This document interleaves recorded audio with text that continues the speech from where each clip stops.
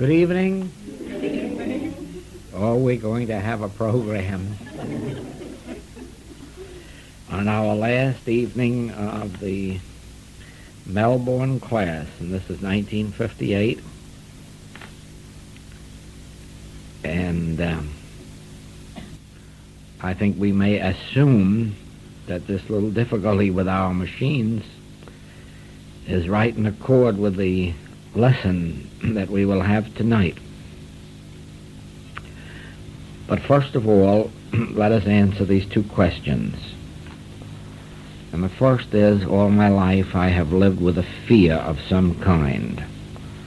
And then it mentions different fears and how can I overcome this. Well, actually,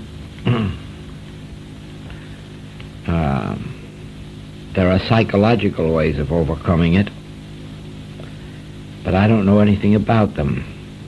And the spiritual way is to develop a faith that there is a God. Now, whether or not you believe it, all fear is atheism.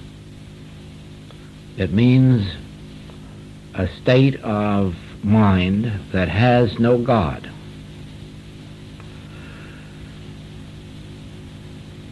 You see, we can face any problem of life, regardless of how severe, and work along with it and succeed or fail. The amount of problems we have is unimportant, and ultimately whether we succeed or fail is unimportant, because we really have a million billion years in which to work out our salvation. It doesn't all have to be worked out here in one lifetime. If it did, all of these boys that we've sent out to be killed in the war, whether they just have a hopeless outlook, wouldn't they? Because before they ever had a chance to get started in life, we sent them out and mowed them down. But as you come into a spiritual vision, you discern the fact that it's relatively unimportant whether a child dies at birth or whether it dies at 18 or 20, or whether we live to be 50 or 60, and in some sad cases go on to 80, 90, or 100 and become doddering parasites on others. Death isn't a tragedy. Very often death is a release, and always death is progressive. At least always where there is not a definite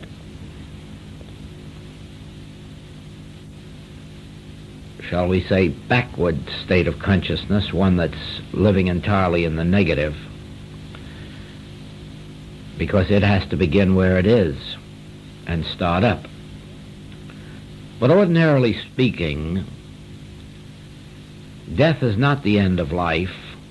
Death is the beginning of life, of another life. And so it is that we can face any problems of existence, physical, mental, moral, financial, human relationships, and make up our mind that that's part of our demonstration, to work them out. And do it sometimes with a sense of elation when we win and a sense of dejection when we fail. But that is no excuse to face them with fear. The person who faces them with fear has no God. They are still in an atheistic state of consciousness. Because if you have a God, you know that regardless of what problems you have, you are working them out, and eventually you're going to come through. And at least you have the awareness that there is a something, a God, a principle, a Christ, which, even if at the moment is invisible, even if at the moment is not on the scene, you still have no fear, because you know in the back of your mind that eventually you're going to work through, because you're never alone. There is a God. And so it is when you recognize fear, recognize the fact that you are entertaining a belief of atheism, that there isn't a God, and then you'll meet it quickly. You'll overcome it because you laugh. You laugh at yourself for believing there is no God, because you are not an atheist. Whoever you are not an atheist. You wouldn't be in this room if you were an atheist. But you are allowing an atheistic belief to handle you and to try to convince you that there is no God. And that's where you have to have a little backbone and be willing to talk right up to your error, talk right up to your fear, and say, here, you're never going to convince me that there's not a God. You're never going to convince me that the sun, moon, and stars happened by accident. You're never going to convince me that apples come from apple trees and pineapples from pineapple bushes and peaches from peach trees just by accident. You're never going to convince me that there isn't a law governing that. You're never going to convince me that there isn't a law of tides that says they shall come in at this hour and go out at that hour, and for 1,000 years ahead they can chart it to the very second. Why? Because there's a principle, there's a law operating behind these oceans. And there couldn't be such a law if there weren't a God, because man has never solved the idea of time and tides. Man has never solved the sun, the moon, the stars, the planets. Man can't govern any of those things. And if man can't govern them, there must be something that is. And so if you've only come far enough along the spiritual life to have grown away from orthodoxy, which would fool you into believing that there's a God of good and a God of evil, a God who rewards and a God who punishes, and a God whose favor you can gain and a God whose disfavor you can gain. If you've only come long enough to know that all Orthodox religion is a humbug and have started on the spiritual path, you've come far enough to know that there's a God, and that God is love, and God never punishes, and God never holds anybody in condemnation, and God never gives one person control over another person. God never gives anyone at any time or any circumstance a control over God's perfect likeness, which I am, which you are. Now, just as you sometimes have to have courage to talk back to your employer when you know that you're in the right, you have to talk back to members of your family and stand up to them when you know you're in the right. You have to stand up to your government when you know you're in the right. You can't afford ever to let your family, your community, your government, your church, or anybody else talk you down when you know you're in the right. The world wouldn't be half the trouble it is if people had the courage to talk up to their superiors, as it were. I mean superior in the sense of place or position. So it is. There is such a thing called fear. We fear to be dominated by a tyrant in Russia,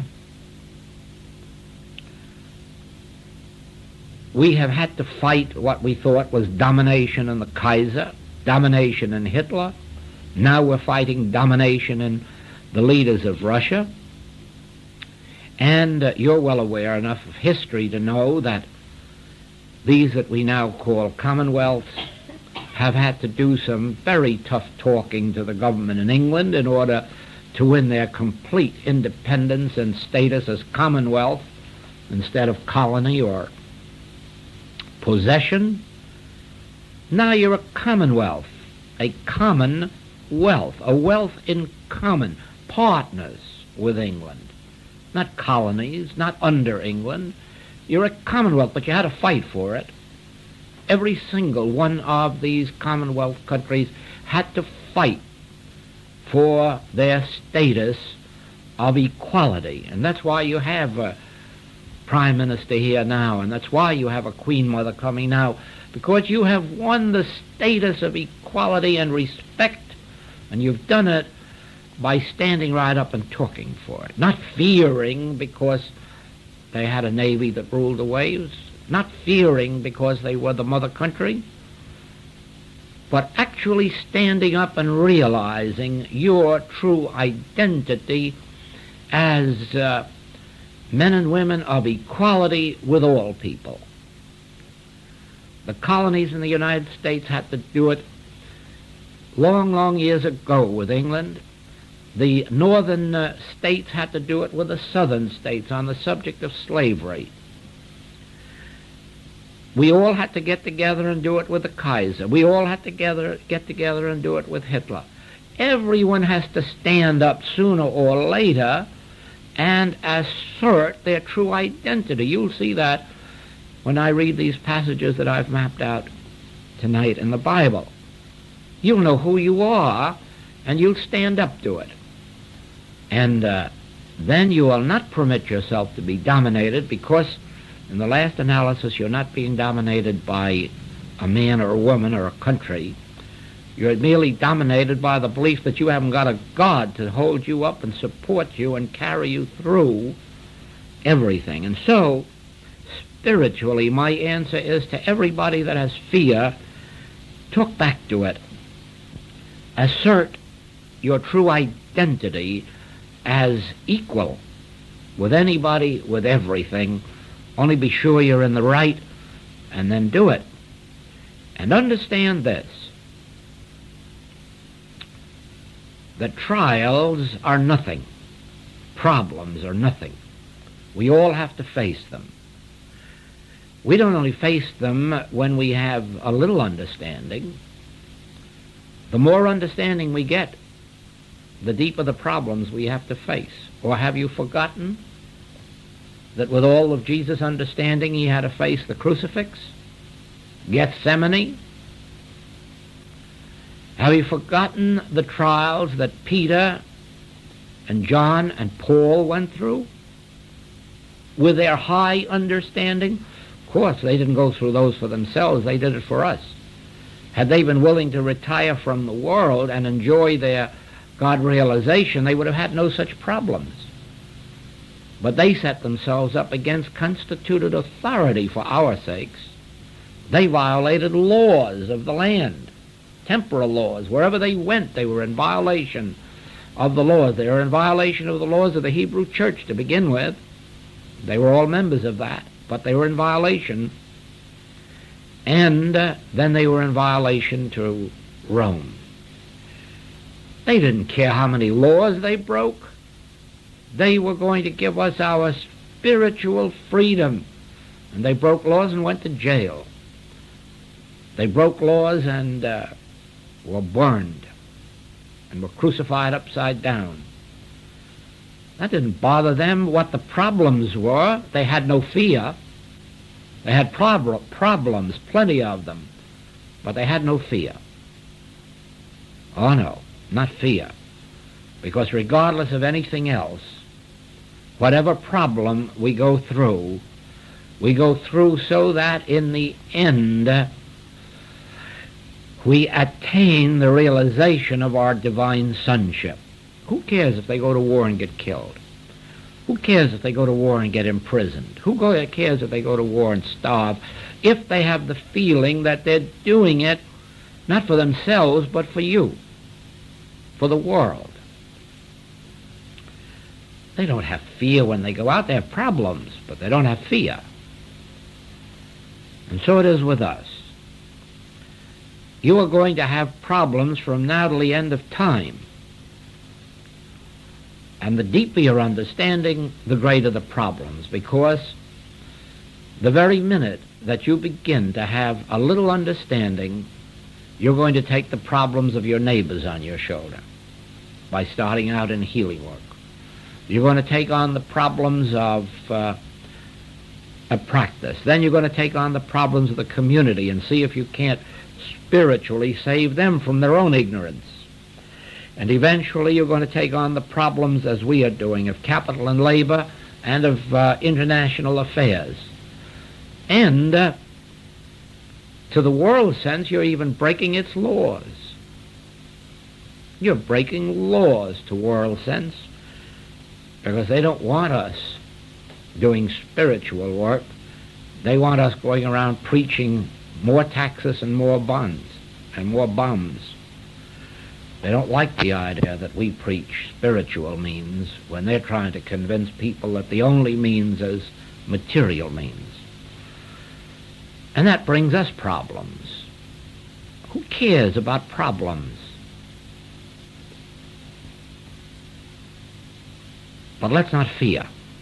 Above all things, face our problems, suffer them through, ask our friends to help us with them, but don't fear, because that's just accepting an atheistic belief that there's no God. And that's that. Now, would you please discuss I am cause? There's nothing that I can add to what I said last night about that. That I in the midst of you is God, and that's cause. It doesn't mean that a human being is the cause of anything. It means that at the center of your individual being there is something called I, and it is cause. It has another name, consciousness. Consciousness. You really are not a human being. You are consciousness. And depending on what state of consciousness you are, what elevation of consciousness you are, this determines what manner of life you're living. Whether you're living the life of a grubworm, whether you're living the life of a slave, whether you're living the life of a free man, whether you're living the life of a spiritual entity, that all depends what state of consciousness you are in. In one state of consciousness, you could very well be and may have been a slave, and just had everybody bossing over you. But as through grace a higher realization came, you asserted your dominion, and you became a free man or a free woman. Still human, but free. But as greater light came, and your consciousness changed, you all of a sudden realized, I'm not merely a free man or free woman, I'm a spiritual man or spiritual woman. I have God-given strength and God-given dominion and God-given freedom, and you are living on still a higher plane. If you keep on going, eventually you'll reach the place where Jesus was, when he said, thou seest me, thou seest the Father that sent me, for I and the Father are one. He hadn't always been at that state, you know. At one time he was just at the state of other Hebrew rabbis in the temple. But he grew and he grew and he grew until he realized, why, no, I'm not going to stand on that platform just reading out of a book. And then he came to the passage where he read from the book of Isaiah and said, now is this day fulfilled.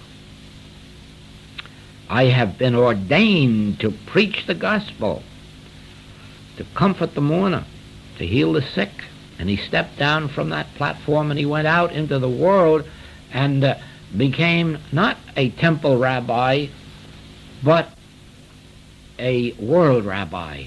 And then later, all that passed from him, and he was no longer the rabbi, he was master. Master, they addressed him. Earlier, they addressed him as Rabboni, rabbi, but later, master. So it is. They address you once as housewife, and someday they address you as practitioner, and another time they're going to address you as teacher, and if you keep on ascending one day, they'll address you as master. Do you see that? It all depends on your state of consciousness. And if you have advanced this far to reach this point, it means you're already on the spiritual path. And that means that if you just don't get satisfied someday when you find yourself healthy and with enough supply and say, I've arrived, don't rest with that. Keep going. Keep going. And then one day you won't call yourself a housewife, and neither will anybody else. But they'll be thinking of you as their practitioner, and then someday as their teacher, and if you keep on going, there is no limit to where you can go, because there is no limit to consciousness until one day it stands in its fullness and says, I am God. But that's all a matter of development. Now we will go to some passages from Scripture, because I've given this lesson tonight the title of The Message of the Bible. And I would like you to see that message of the Bible, so that you'll know for all time how it is that regardless of the fact that there are 66 books written by Hebrews in all states and stages of consciousness, right up to the most enlightened of Christians, nevertheless, they all tell the same story. And that story is of that which is invisible.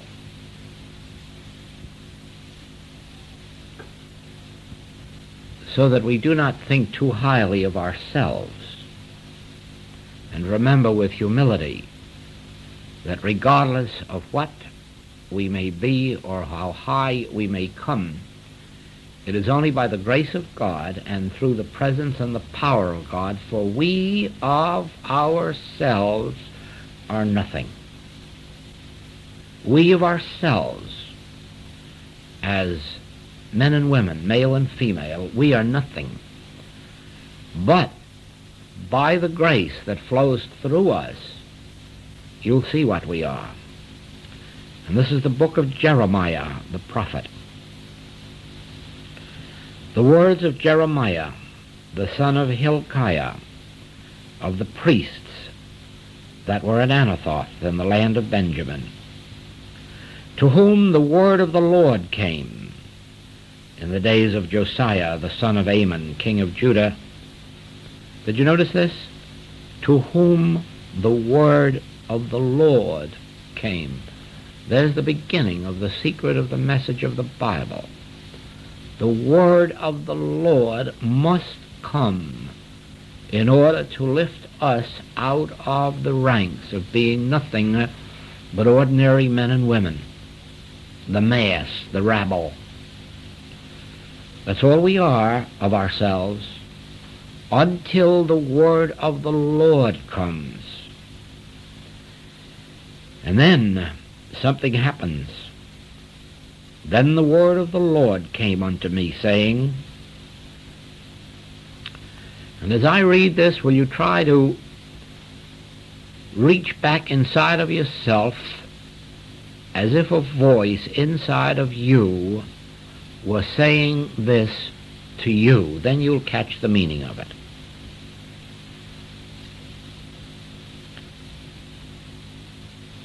The word of the Lord now is speaking to you, and it is saying, Before I formed thee in the belly, I knew thee. And before thou camest forth out of the womb, I sanctified thee. And I ordained thee a prophet unto the nations. Then said I, Ah, Lord God, behold, I cannot speak, for I am a child. But the Lord said unto me, Say not, I am a child, for thou shalt go to all that I shall send thee, and whatsoever I command thee thou shalt speak. Be not afraid of their faces, for I am with thee to deliver thee, saith the Lord. Then the Lord put forth his hand and touched my mouth. And the Lord said unto me, Behold, I have put my words in thy mouth. See, I have this day set thee over the nations and over the kingdoms, to root out, to pull down, and to destroy, to throw down, to build, and to plant. Moreover, the word of the Lord came unto me, saying, Jeremiah, what seest thou? And I said, I see a rod of an almond tree. Then said the Lord unto me, Thou hast well seen, for I will hasten my word to perform it.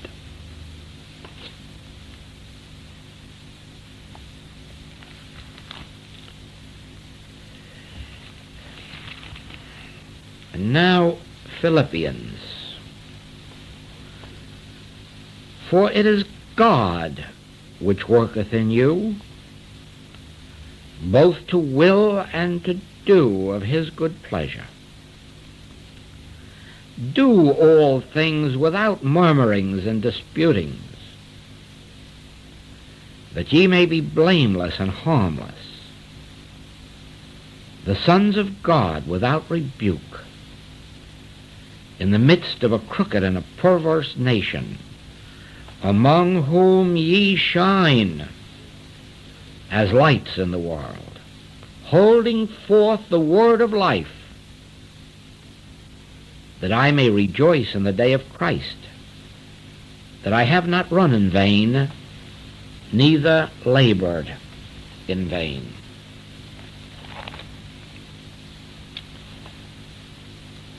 And this is Isaiah. See how all of these prophets had the vision, and it's all the same prophet. Whether it's Jeremiah, Paul that I just read in Philippians, Isaiah, it is always the same. It is God that worketh in you. It is I, the Lord, that put the word in your mouth. And here says Isaiah, Behold my servant, whom I uphold, mine elect, in whom my soul delighteth. I have put my spirit upon him. He shall bring forth judgment to the Gentiles. He shall not cry nor lift up, nor cause his voice to be heard in the street. A bruised reed shall he not break, and the smoking flax shall he not quench. He shall bring forth judgment unto truth. He shall not fail nor be discouraged till he have set judgment in the earth. And the isles shall wait for his law. Thus saith God the Lord, He that created the heavens and stretched them out, He that spread forth the earth, and that which cometh out of it, He that giveth breath unto the people upon it, and spirit to them that walk therein, I, the Lord, have called thee in righteousness, and will hold thine hand, and will keep thee, and give thee for a covenant of the people, for a light of the Gentiles. How can anyone fear who knows this Bible? to open the blind eyes, to bring out the prisoners from the prison, and them that sit in darkness out of the prison house. I am the Lord, that is my name, and my glory will I not give to another, neither my praise to graven images. Behold, the former things are come to pass. New things do I declare. Before they spring forth, I tell you of them. Sing unto the Lord a new song, and his praise from the end of the earth. Ye that go down to the sea, and all that is therein, the isles and the inhabitants thereof. Let the wilderness and the cities thereof lift up their voice.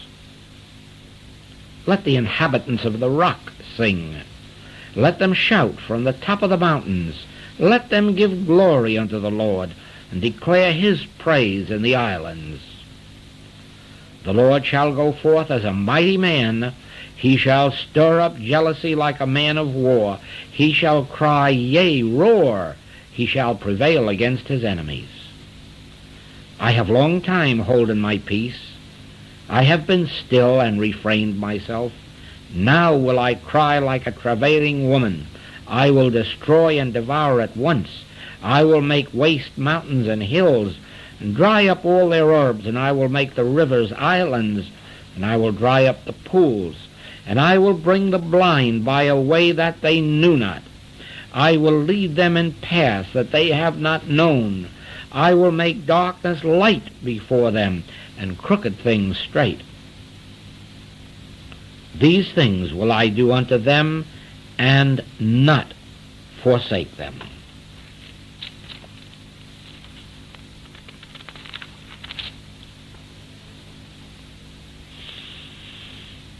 But now thus saith the Lord that created thee, O Jacob, and he that formed thee, O Israel, fear not, for I have redeemed thee. I have called thee by thy name, thou art mine. When thou passest through the waters, I will be with thee, and through the rivers, they shall not overflow thee. When thou walkest through the fire, thou shalt not be burned, neither shall the flame kindle upon thee. For I am the Lord thy God, the Holy One of Israel, thy Saviour. Since thou wast precious in my sight, thou hast been honorable, and I have loved thee. Therefore will I give men for thee, and people for thy life. Fear not, for I am with thee. I will bring thy seed from the east, and gather thee from the west. Even every one that is called by my name, for I have created him for my glory. Yea, I have formed him. Yea, I have made him. Bring forth the blind people that have eyes, and the deaf that have ears. Let all the nations be gathered together, and let the people be assembled. Who among them can declare this, and show us former things? Let them bring forth their witnesses, that they may be justified. Or let them hear and say, it is truth. Ye are my witnesses, saith the Lord, and my servant whom I have chosen, that ye may know and believe me, and understand that I am he. Before me there was no God formed, neither shall there be after me. I, even I, am the Lord, and beside me there is no Savior.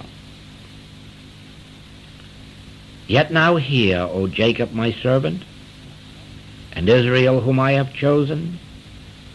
Thus saith the Lord that made thee, and formed thee from the womb, which will help thee. Fear not, O Jacob, my servant, and thou Jeshurun, whom I have chosen. For I will pour water upon him that is thirsty, and floods upon the dry ground. I will pour my Spirit upon thy seed, and blessing upon thine offspring. And they shall spring up as among the grass, as willows by the watercourse.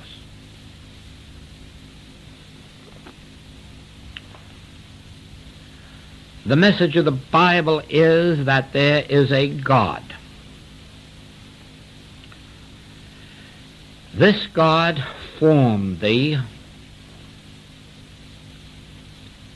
not only spiritually, actually physically.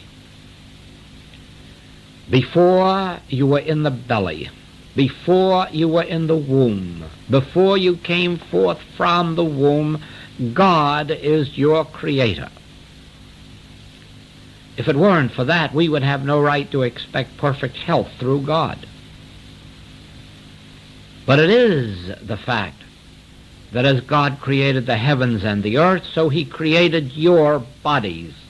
And that's why it says that God will quicken your mortal bodies.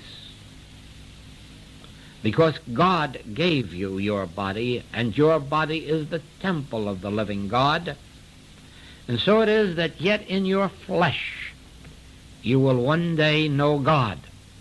You will know the harmony of God. And you will do all of this by realizing that I, in the very midst of thee, closer than breathing, nearer than hands and feet, shall never leave thee, nor forsake thee. And so it is, when these trials come, the deep waters, you will not drown. The fire, the flames will not kindle upon you. If in going through the 40 years of the wilderness, if in going through the waters and the flames, you will always remember that God in the midst of thee formed thee, maintains thee and sustains thee, and by the grace of that God you are free. You are the image and likeness of spiritual freedom and completeness and perfection by the grace of God. You will learn to let the Lord speak to you within you. Not once do you talk back to God. Not once do you tell God what you want. Not once do you complain to God. Not once do you tell God that you fear. But always you turn in, acknowledging any problem of the moment, but realizing, whithersoever I go, I know that God goes. In the valley of the shadow of death, God goes with me. Through hell, God goes with me. And it is that that enables us to face our problems until they're not problems anymore. Until we realize that those are the opportunities that are given us to surmount, in order that we may come to the realization of this God ever present, always available, infinite in power, love, and grace.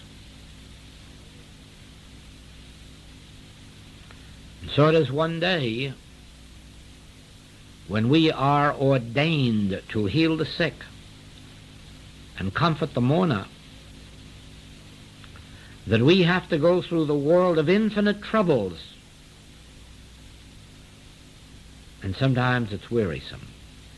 Often the Master had to go away to be by himself, sometimes 40 days, with the weariness that he took on from those who were drawing at him, pulling on him. But always he came back refreshed and ready to take up the burden again. Whose burden? Not his. He had achieved his spiritual freedom.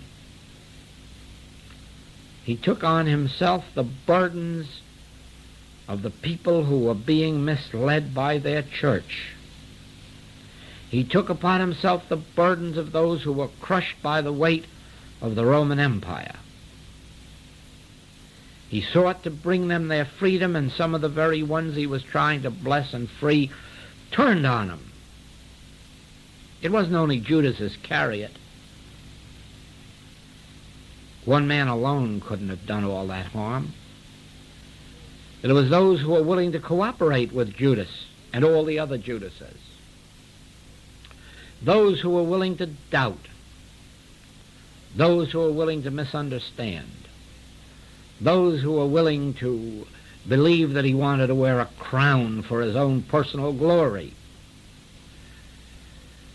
Be assured of this, nobody will ever wear a crown serving mankind. More likely it'll be a cross. And if he gets a crown, it'll be in the worlds to come, not this. Those who take upon themselves the yoke of mankind, service to God through man,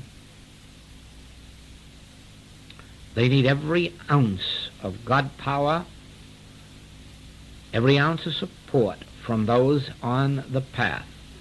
And never forget that you will one day be one of those who will hear the Lord speak in your ear and say, go this way, go that way. Go to my people. Go to the nations of the world. Carry this word of life.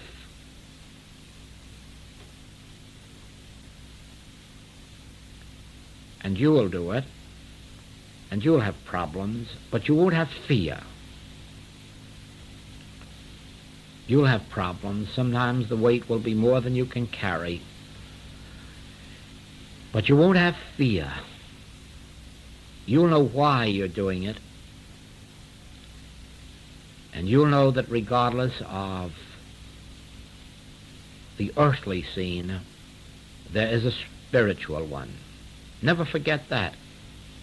Every generation that has sent men out to war have had to remember that their children who bore the burden of death, injuries, insanities, at least had to look forward to wearing a crown of glory for their sacrifice. Not on earth, but in another world. So it is. You have burdens to bear, family burdens, community burdens, tax burdens. All right, bear them. If you have to cry a little about it, cry a little about it. But don't fear, for I am with thee, and I will not leave thee nor forsake thee. I will be with thee unto the end of the world. This is the message of the Bible. This is what the Bible is saying from Genesis to Revelation. There is something called I. I will never leave thee nor forsake thee. I knew thee before thou wast in the womb. The Lord knew thee, and he knew thee all the way through from the womb to the cemetery. Do not fear. Grumble and complain once in a while. It's good. It gets it out of your system. But do not fear.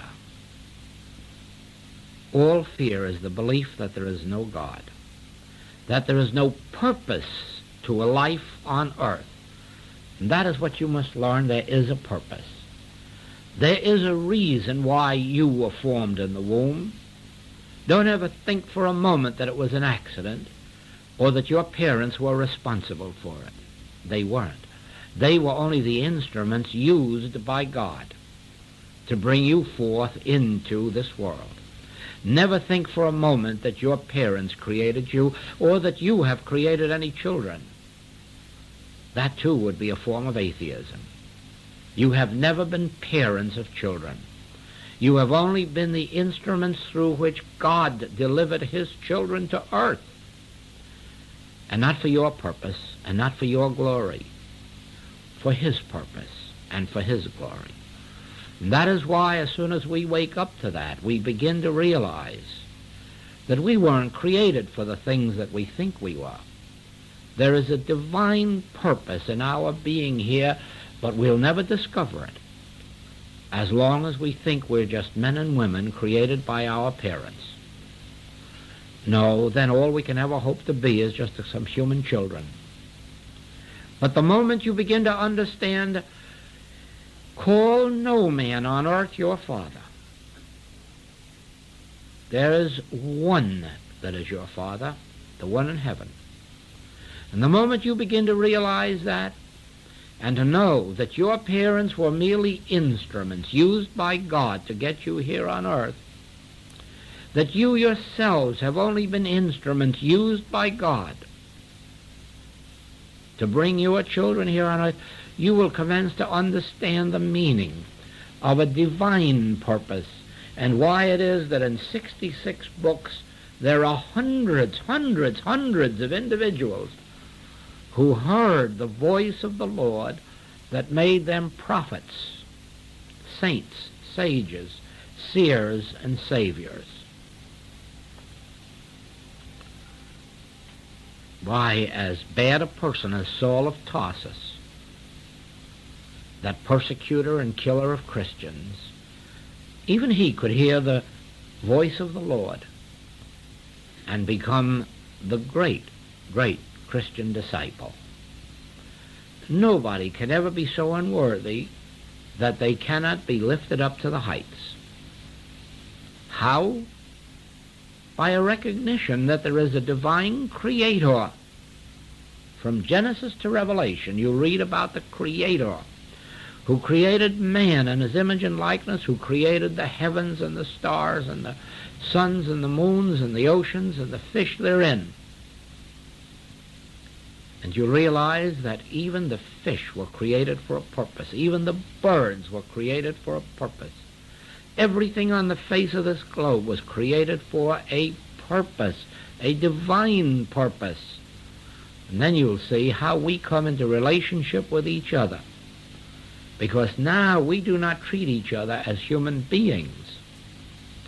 Now we look upon each other and say, just think.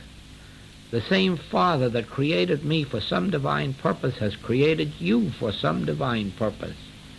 Now you'll understand that we are a commonwealth. We are a common heritage, a joint heritage, a united heritage. We're not separate beings, nor is anybody over us except the Lord that formed us. You'll understand the meaning of that then? Yes, indeed, you will. And you will know then that regardless of your problems, you can bear them. And if you go down under them, it's all right too, as long as you do not yield to fear. Because in fear, you lose your God. God doesn't lose you, but temporarily you lose your God. And life's a pretty terrible thing to a person who loses their God. Life must be an awful thing, walking up and down this earth, just wondering when the next accident's going to come along, or the next germ, or the next something or other. It's an awful thing. And yet, when you have your God, you don't even care when the next bomb comes along. Because even that, Paul tells us that even that can't separate us from the love of God. Neither height nor depth, nor things to come, nor things that were. Nothing can separate us from the love of God. So why worry about problems? If you have received your copy of the February letter, you already know that the subject is problems aren't problems anymore. And they aren't when you have God. They're just these things that we meet as we come to them. Get over that hurdle and on to the next step, because we are divine beings with a divine message. And I'm trying tonight to point out to you what Jeremiah saw, what Paul saw, what Isaiah saw, what Jesus saw.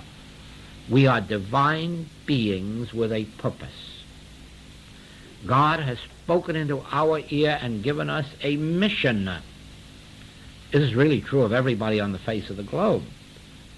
But you notice that he spoke there about those who have ears but didn't hear, the deaf who have ears, the blind who have eyes. What good are they? None, for they do not know yet that there is something inside themselves capable of speaking to them, ordaining them, commissioning them as prophets, saints, and seers. And there have been female ones in the Bible too, as well as male. No, the message of the Bible is that you are nothing of yourselves. We are nothing.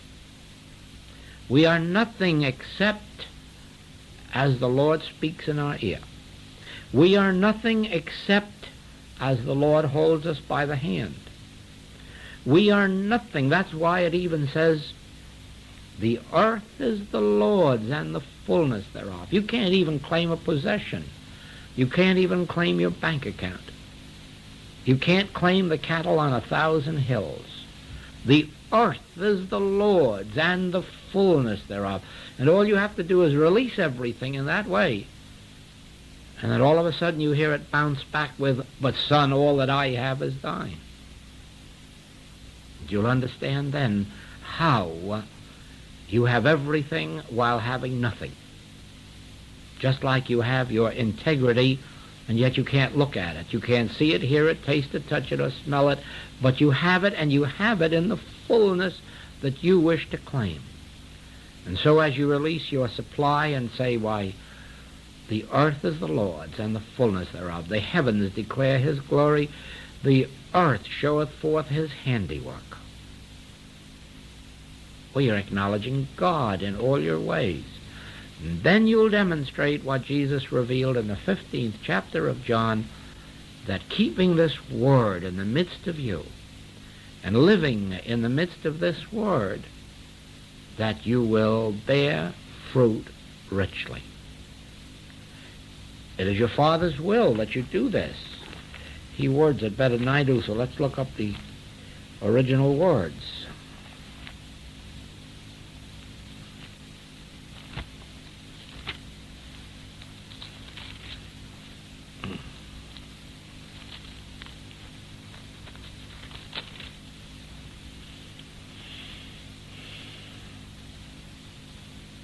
I am the vine, ye are the branches.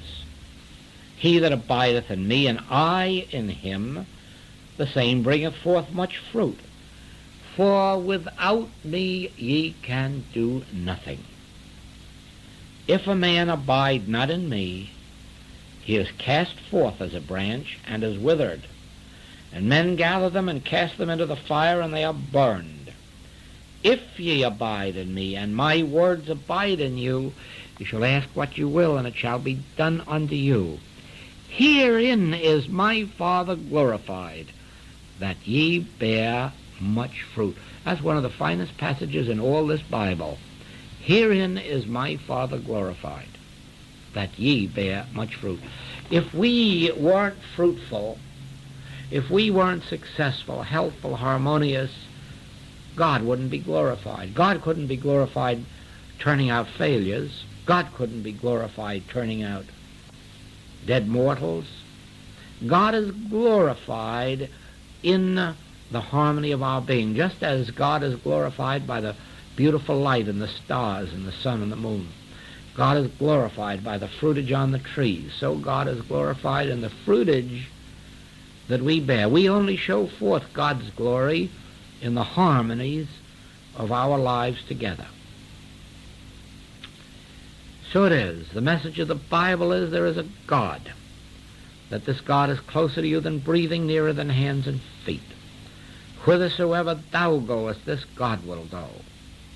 And that without this God, we are nothing. But in the conscious remembrance of God, we are fulfilling the purpose for which we were created. And that's something to remember, that each one of us was known before we were in the womb. We were known to God. We were ordained. We were made a prophet unto God before we were in the womb, to serve God's purpose in one way or another. And then every day we have to ask ourselves the question, am I showing forth God's glory? Is there something more I need to know and then learn to listen and listen and listen and listen until that Lord speaks to us like it spoke to every character in the Bible. The Lord spoke to Moses. The Lord spoke to Joshua. The Lord spoke to Elijah, the still small voice. The Lord spoke to Elisha. The Lord spoke to Isaiah. The Lord spoke to Jesus, to John, to Paul. You see, it wasn't just one favorite that God had. The Bible is full of those favorites. God spoke to King Solomon. God spoke to David. As hard a man as David was in many ways, nevertheless, he was able at times to hear the voice of God, and certainly Solomon heard the voice of God. And the whole Bible is a testimony of the fact that men who were willing could hear the voice of God. Mary heard the voice of God. The mother of John the Baptist heard the voice of God. Esther, Queen Esther, heard the voice of God. Ruth heard the voice of God. Her mother-in-law heard the voice of God.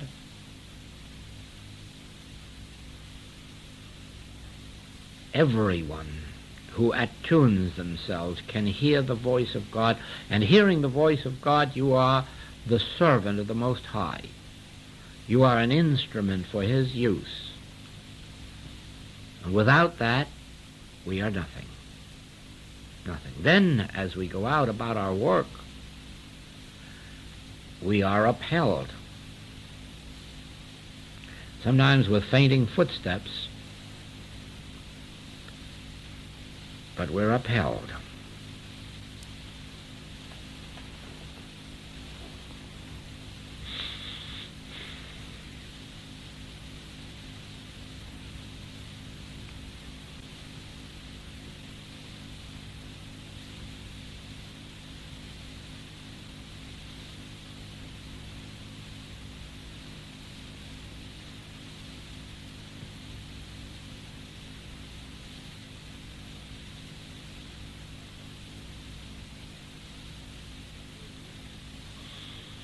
To know the will of God, to hear the voice of God, means, above all things, developing the practice of having many periods of solitude every day, going into the inner sanctuary. Now, I know, of course, as well as you do, that the first argument that comes to you is, but I have no time. Others may have, but I haven't. And of course, that isn't you saying that at all. That's the devil using your tongue, and you're letting him. Because it has been discovered from the beginning of time that everybody on the face of the globe has 24 hours in every day. So there isn't anybody in the world that has more time than another. We all have the same length of time, 24 hours. It just depends what use do you wish to make of those 24 hours. You know, sometimes I think of my life like this. I wish you could see it this way. You'd enjoy it. I'm not out here where you think you're seeing me. I'm sitting way back up here looking out through my eyes. That's how I live practically all of the time, looking down and out through my eyes. And you'd be surprised in that detached sense what I see out there, and the funny things I see, and the funny things I hear. And not knowing that I have a sense of humor, you don't know how I chuckle sometimes inside.